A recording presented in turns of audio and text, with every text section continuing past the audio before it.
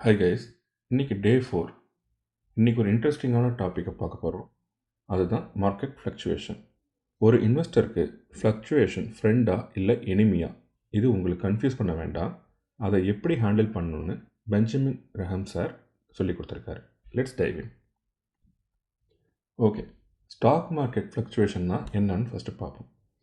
Market ஃப்ளக்சுவேஷன்னா ஒரு ஸ்டாக்கோட price ஹையாக இருக்கும், அப்புறம் லோவாக இருக்கும். அண்ட் இந்த சேஞ்சஸ் ரெகுலராக நடந்துக்கிட்டே இருக்கும். இது நார்மலான மார்க்கெட் பிஹேவியர். ஆனால் இன்வெஸ்டருக்கு இந்த ஃப்ளக்சுவேஷன் தான் பெரிய சேலஞ்சு. மார்க்கெட் உயரும்போது க்ரீட் வரும், அதே கீழே போகும்போது ஃபியர் வரும். இந்த எமோஷ்னல் ரியாக்ஷன்ஸ் தாங்க இன்டெலிஜென்ட் இன்வெஸ்டருக்கு அவாய்ட் பண்ண தெரியணும். ஃப்ளக்சுவேஷனுக்கு கிரஹாம் சாரோட ஒரு அப்ரோச். கிரஹாம் சார் சொல்கிறது, நீங்கள் ஃப்ளக்சுவேஷனை உங்கள் அட்வான்டேஜுக்கு யூஸ் பண்ணுங்கள். இது கூட ரொம்ப சிம்பிளான ஒரு அப்ரோச் தான். இதில் ரெண்டாக சொல்கிறார். ஒன்று, டோன்ட் ரியாக்ட் எமோஷ்னலி. அப்புறம் ஒரு ஸ்டோரி போல் சொல்கிறார்.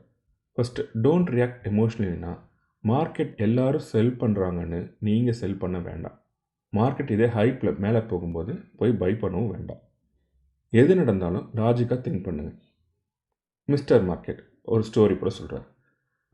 சார் கிரஹாம் மிஸ்டர் மார்க்கெட்னு ஒரு இமேஜினரி கேரக்டரோட ஸ்டோரி போல் சொல்கிறாரு. ஒரு நாள் அந்த மிஸ்டர் மார்க்கெட் உங்ககிட்ட உங்கள் ஸ்டாக்ஸ்க்கு ப்ரைஸ் ஆஃபர் பண்ணுவான்.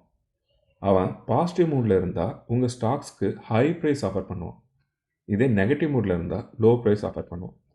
கொஸ்டின் என்னென்னா, உங்கள் டெசிஷன் மிஸ்டர் மார்க்கெட்டோட மூட் மேலே பேஸ் பண்ணக்கூடாது.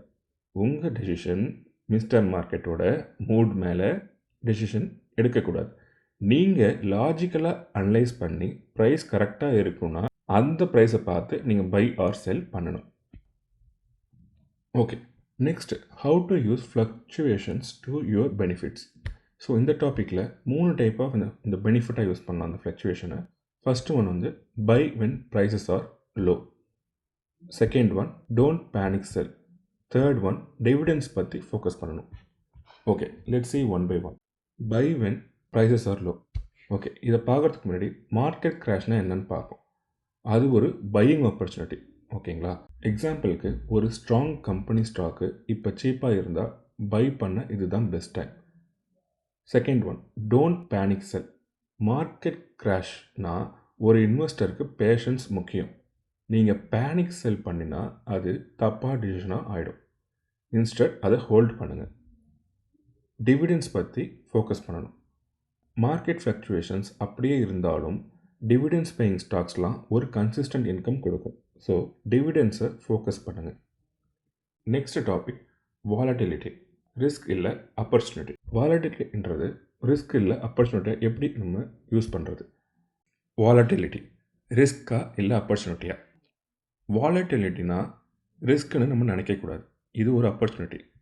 மார்க்கெட் அப் அண்ட் டவுன் போயிட்டு தான் இருக்கும். நீங்கள் நல்லா அனலைஸ் பண்ணி தான் ஒரு ஸ்டாக் எடுத்திருப்பீங்க. அது கரெக்ட் டெசிஷனாக இருந்தால் இந்த ஃப்ளக்சுவேஷன் தான் உங்களோட ரிட்டர்ன்ஸை பூஸ்ட் பண்ண ஹெல்ப் பண்ணும். Next topic, common mistakes during market fluctuations. மெயினாக நம்ம 3 மிஸ்டேக்ஸ் பண்ணுவோம். ஒன்று, ஃபாலோவிங் த க்ரௌட்.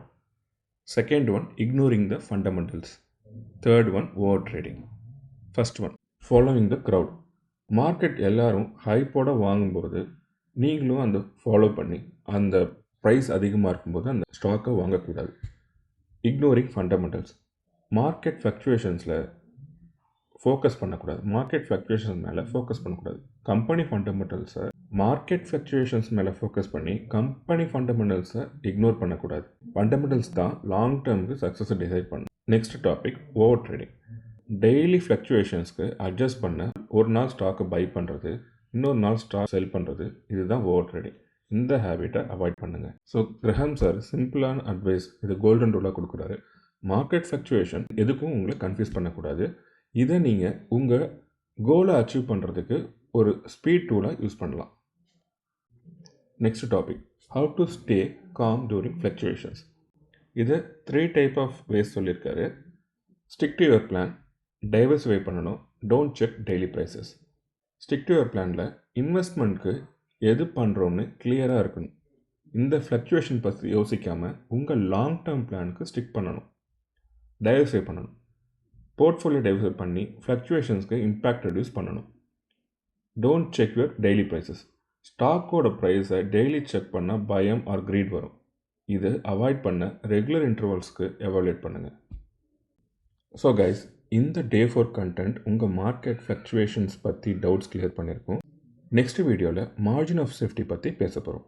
இதுதான் கிரஹாம் சார் இன்டெலிஜென்ட் இன்வெஸ்டருக்கு ரெக்கமெண்ட் பண்ணுற கோர் ஸ்ட்ராட்டஜி.